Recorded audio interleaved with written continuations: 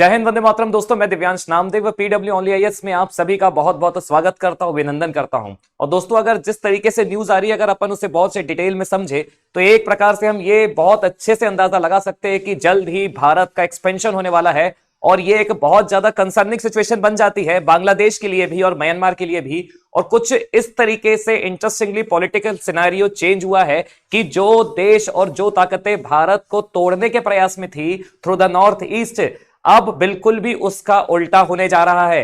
भारत ने कुछ इस तरीके से इंटरनली अपनी पॉलिटिकल सिनेरियो को चेंज करते हुए कुछ इस तरीके से डिप्लोमेसी करी है कि जल्द ही हो सकता है कि आपको ग्रेटर त्रिपुरा, ग्रेटर मिजोरम या फिर ग्रेटर मणिपुर की एक परिकल्पना भविष्य में देखने को मिल जाए। तो आइए सारे डॉट्स को अपन कनेक्ट करते हैं और समझते हैं कि किस तरीके से पूरा ये सीक्वेंस चला है। क्योंकि हमें ऐसा लग रहा था कि जानबूझकर जिस तरीके से भारत के जो आस पड़ोस के देश है, फॉर एग्जांपल जिस तरीके से सबसे पहले म्यांमार में मिलिट्री कूप हुआ था और इनस्टेबिलिटी वहां पर बढ़ी थी, और फिर बांग्लादेश में तो जिस प्रकार से स्थिति बदली थी, तो यह सुनने में आ रहा था कि आने वाले टाइम में मणिपुर भी, वैसे मणिपुर में भी इंसर्जेंसी हो सकती है और हो सकता है कि भारत भी बाहरी ताकतों के साजिश के अंतर्गत आ सकता है। और भारत के लिए तो ये हमेशा से ही कंसर्निंग सिचुएशन रही है, क्योंकि भारत ऑलरेडी नॉर्थ ईस्ट से सिर्फ अगर देखा जाए तो चिकन नेक के माध्यम से ही जुड़ा हुआ है।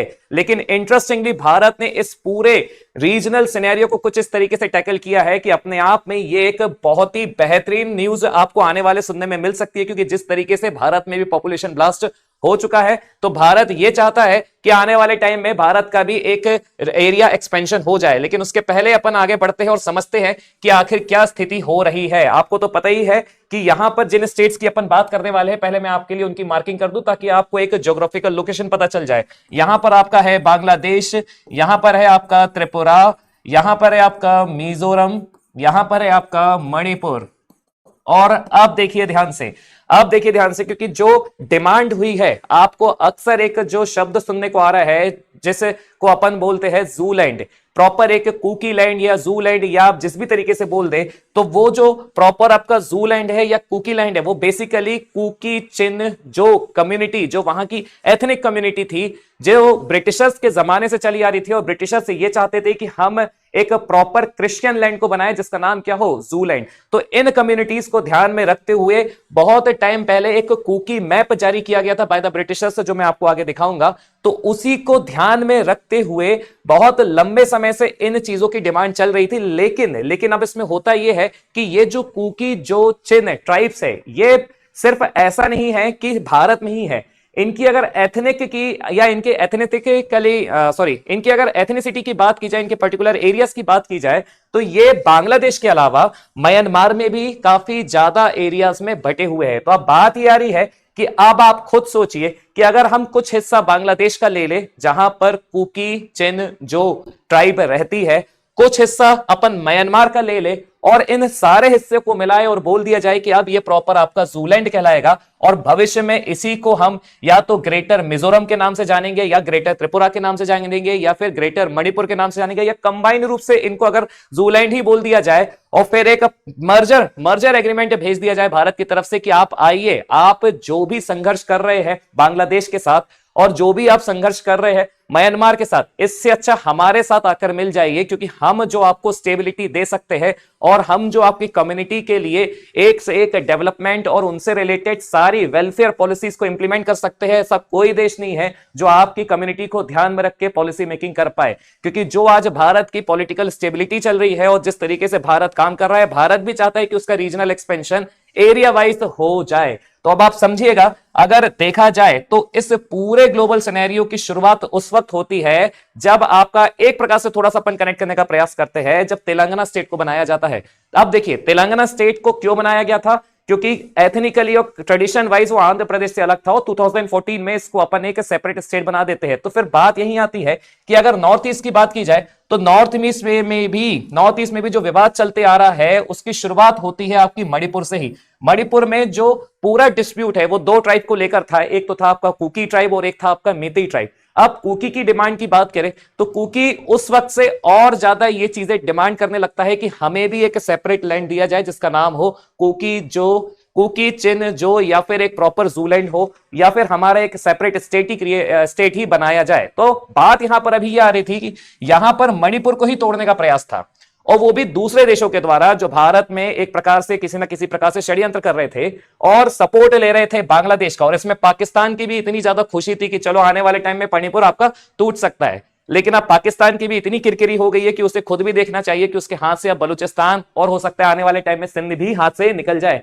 लेकिन यहां पर देखिएगा, शुरुआत उस वक्त होती है जब शेख हसीना एक स्टेटमेंट देती है कि वेस्टर्न कॉन्स्पिरेसी के तहत हो सकता है कि बांग्लादेश में एक नया या बांग्लादेश से हटकर एक नया क्रिश्चियन नेशन बना दिया जाए। और उसके बाद जब यह स्टेटमेंट दिया जाता है तो कुछ इस तरीके से पॉलिटिकल सिनेरियो बांग्लादेश का चेंज होता है कि पूरे बांग्लादेश में मिलिट्री कूप हो जाता है और शेख हसीना को मजबूरन जाना पड़ता है। अब ये जो बांग्लादेश में सिनेरियो चेंज हुआ था, इसे आप चाहो तो डार्क वेब के रूप में ले लो या फिर कुछ ऐसी ताकतें है ना जिसमें पर्टिकुलरली अमेरिका का इन्वॉल्वमेंट है, वो बिल्कुल चाहती थी कि एक ऐसा क्रिश्चियन नेशन बांग्लादेश, म्यांमार और भारत से टूटकर बने जहां पर हमारा पूरा इन्वॉल्वमेंट हो और भविष्य में हम चाइना और अन्य देशों को काउंटर कर पाए। तो यहां पर ये जो चाल चली थी अमेरिका ने बांग्लादेश के माध्यम से और म्यांमार के माध्यम से, वो बिल्कुल भी उल्टी हो चुकी है।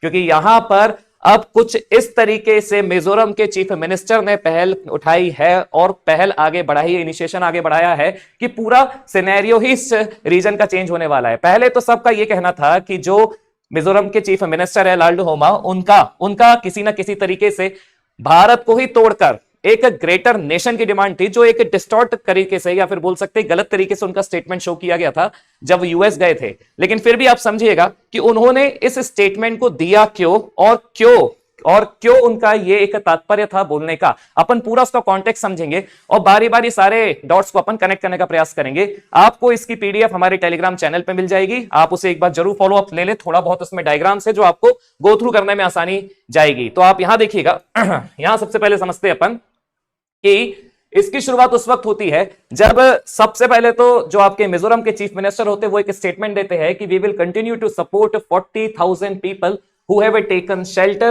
in मिजोरम। अब देखिएगा यहां पर म्यांमार से जो 40,000 इमिग्रेंट्स आए हुए थे, यहां पर लगातार जो मिजोरम के चीफ मिनिस्टर है वो उन्हें वहां पर शेल्टर प्रोवाइड करा रहे थे। अब बात यहीं आती कि यहीं से क्लैश की शुरुआत होती है।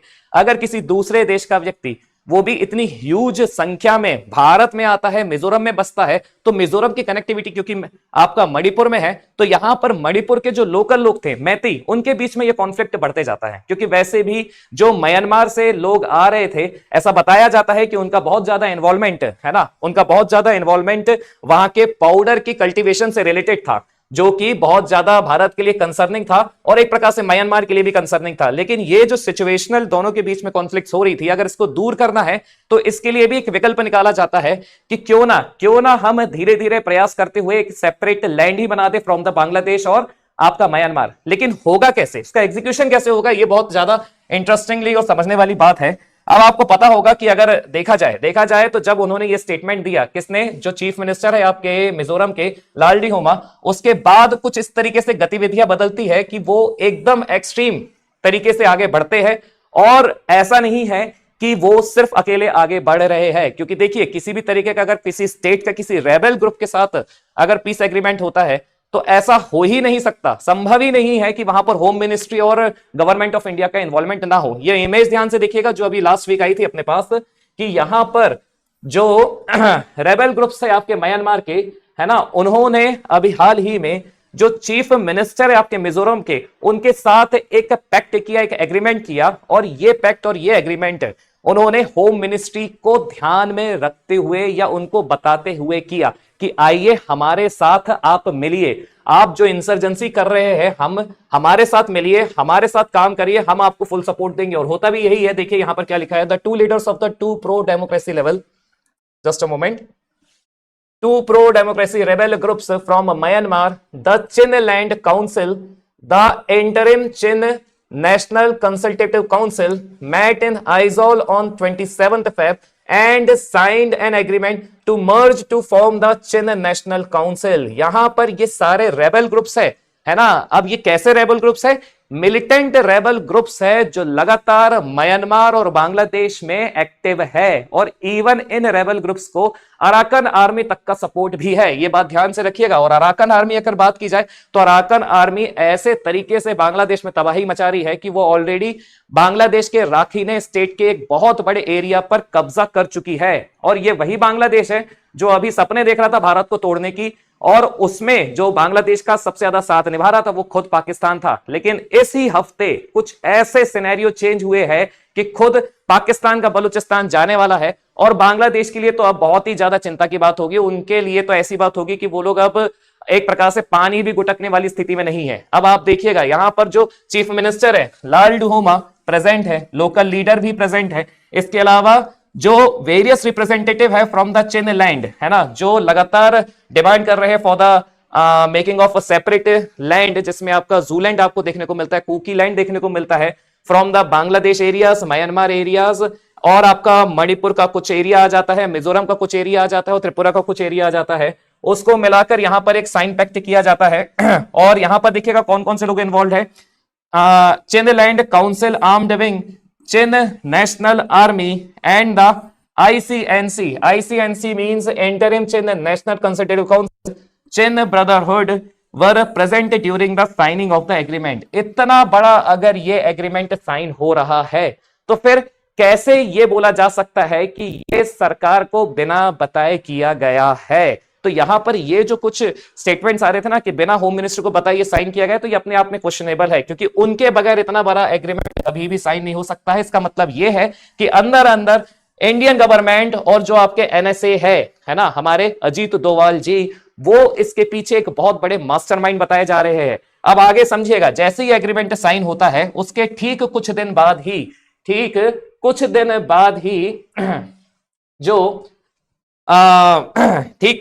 ही जो मिजोरम के एक MP रहते हैं, है ना, मिजोरम के जो MP होते हैं वो पैदल चलकर बॉर्डर क्रॉस करके म्यांमार के रेबल ग्रुप्स से मिलने जाते हैं जो चिन लैंड काउंसिल के ही थे। अब बात को समझिएगा, आपका एक MP, आपके देश का एक MP बॉर्डर क्रॉस करते हुए पैदल पैदल कहां जा रहा है? मिजोरम, म्यांमार जा रहा है, और म्यांमार के रेबल ग्रुप्स से मिल रहा है just after signing the agreement.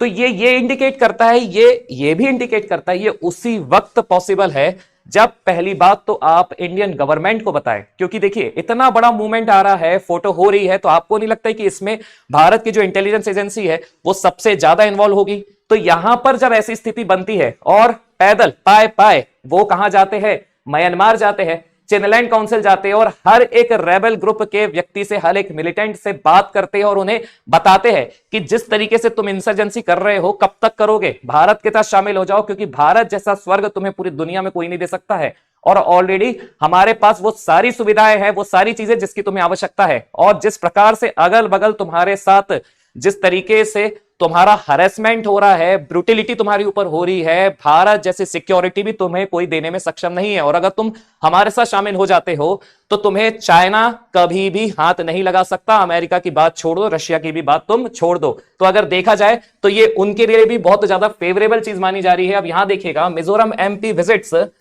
Rebel outfit in the Myanmar, ask them to join Indian union. बात वही आ रही है, इन्होंने वहां के रेबल ग्रुप्स को बोला है कि आप इंडियन यूनियन में शामिल हो जाए। और यहां पर जो मिजो नेशनल फ्रंट MP है ना, वो crosses to Myanmar on foot. देखिए ऑन फुट, अब आप ऑन फुट उसी वक्त जा सकते हो जब आप सरकार को बताओ और वहां पर जो बॉर्डर सिक्योरिटी आप उनको बताओ। तो यहां पर जो MP है जब वो बॉर्डर क्रॉस करते हैं ऑन फुट, तो असम राइफल्स को भी बताते हैं और गवर्नमेंट को भी बताते हैं। अब आप ध्यान दीजिएगा,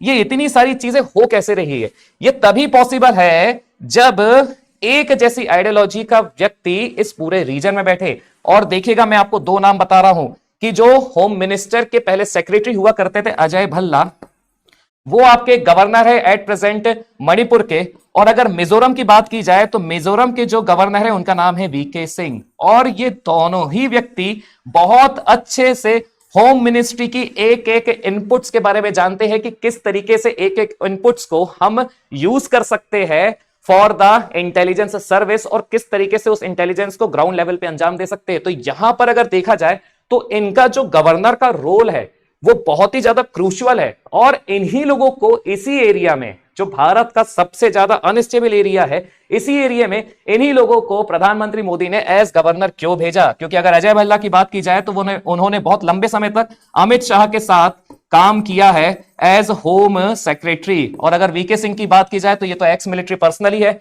इनको बहुत अच्छे से रीजनल पॉलिटिक्स के बारे में नॉलेज है। तो आप सोचिए कि ऐसा हो सकता है क्या कि इन दोनों को बिना बताए कोई एमपी बाय फुट क्रॉस करे, रेबेल ग्रुप से बात करे और उनको बोले कि आइए हमारे साथ शामिल हो जाइए। तो इस इवेंट के बाद जो अगला इवेंट आता है उसको जरा ध्यान से देखिएगा। फिर क्या होता है? फिर होता वही है कि धीरे धीरे करके अब बात स्थिति ये आ रही है कि जिस तरीके से पीस एग्रीमेंट साइन किया गया है ना, और एक सभी के बीच में एक डिमांड चली आ रही है कि चलिए इंडियन यूनियन में शामिल होइए और एक और आइडिया के ऊपर काम करते हैं। आप भले ही उसे जूलैंड बोल लो, कुकीलैंड बोल लो, लेकिन कैसा रहेगा कि अगर उसे ग्रेटर त्रिपुरा कहा जाए, ग्रेटर मिजोरम कहा जाए, ग्रेटर मणिपुर कहा जाए या जूलैंड भी कहा जाए, तो इसमें फायदा क्या होगा कि पूरी जो आपकी अलग अलग एथनिक ग्रुप जो बांग्लादेश में बटे हुए हैं, म्यांमार में बटे हुए और इवन भारत में भी है, अगर उनका यूनिफिकेशन हो जाता है तो अपने आप में भारत के पास भी एक अपॉर्चुनिटी रहेगी कि उसका एरिया एक्सपेंशन हो जाए। और यह भी हो सकता है कि त्रिपुरा को आने वाले टाइम में बीचेस देखने को मिल जाए, मिजोरम के पास भी बीचेस देखने को मिल जाए, और फिर हो सकता है कि जो बचा हुआ क्षेत्र है जिसे अपन चिकन नेक के नाम से जानते हैं, आने वाले टाइम में वो चिकन नेक भी कुछ इस तरीके से ब्रॉडर हो जाए, बड़ा हो जाए कि भारत की एक प्रॉपर स्मूथ कनेक्टिविटी हो जाए to the whole north east. तो यहां पर जो साजिश चल रही थी ना भारत को तोड़ने की, है ना, पाकिस्तान के माध्यम से, और कई बार पाकिस्तान यहां पर स्टेटमेंट दे देता था कि चलो अपन, भारत का तो खुद मणिपुर नहीं संभल रहा है, बांग्लादेश भी खुद इसमें इन्वॉल्वमेंट ले देता था। यहां पर अब पूरा ग्लोबल सिनेरियो चेंज हो रहा है। अब बात को देखिएगा, और भी बेहतरीन चीज, सिर्फ कुकी लैंड की बात नहीं है। यहां पर हो सकता है कि जो बांग्लादेश के जो एरियाज है,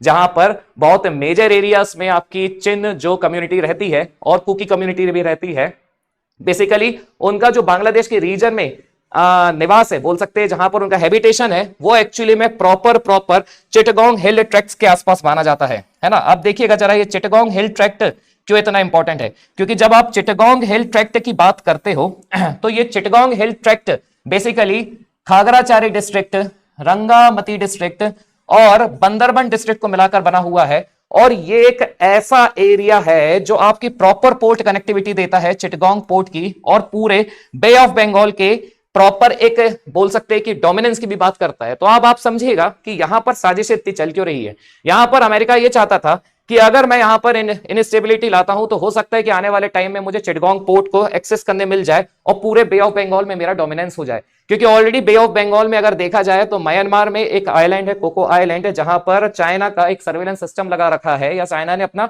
खुद का सर्वेलेंस सिस्टम लगा रखा है।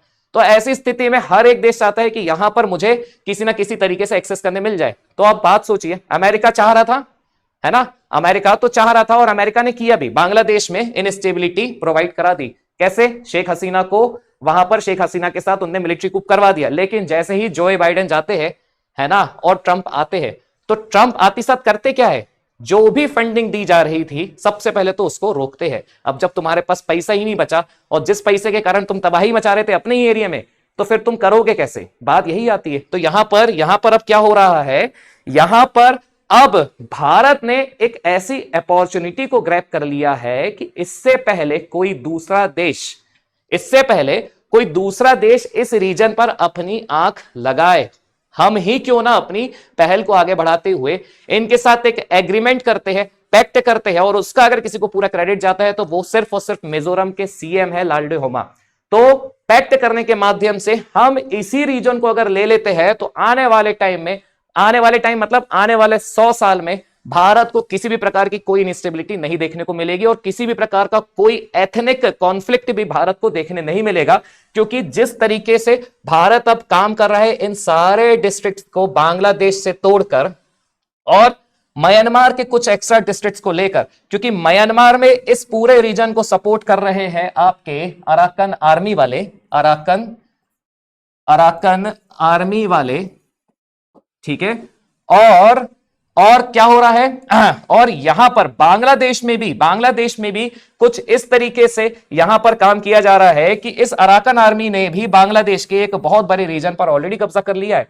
तो भारत अब जब इन इन इन इन रेबल ग्रुप्स को डायरेक्ट वे में अब सपोर्ट करने लगा है, तो आप सोचिए कि बाकी देशों के लिए कितना चिंताजनक बात है, क्योंकि बाकी देश भी जानते हैं कि भारत जितना ज्यादा यहां पर रीजन स्ट्रांग है और कोई भी दूसरा देश यहां पर डायरेक्ट इंटरफेरेंस नहीं कर सकता है। तो ये जो भारत का ऑफर है ये आने वाले टाइम में एक प्रकार से बहुत ज्यादा फेवरेबल करेगा पूरे बे ऑफ बंगाल के रीजन को। और देखिए एक बात और अच्छे से देख लीजिए यहां पर, क्योंकि ये विवाद कोई अभी से नहीं है, इसको भी समझना जरूरी है। ब्रिटिश एरा का ये मैप है और इस मैप में देखिए यहां पर पूरा कुकी लैंड ही दिया हुआ है, और ये कुकी लैंड वही कुकी लैंड है जिसकी डिमांड आज चली आ रही है कि हमारी जो एथनिक ट्राइब है जो अलग अलग क्षेत्रों में बटी हुई है, बांग्लादेश, म्यांमार और खुद भारत के मणिपुर, मिजोरम, त्रिपुरा में, जिसे हम कंबाइन रूप से, है ना, यूनिफाइड रूप से कुकी चिन जो ग्रुप बोल रहे हैं, तो उस हिसाब से अगर देखा जाए तो अगर भारत के भी फेवर में बात की जाए तो आने वाले टाइम में अगर इनको अपन एक सेपरेट नेशन तो खैर सब बोल रहे थे, लेकिन अगर एक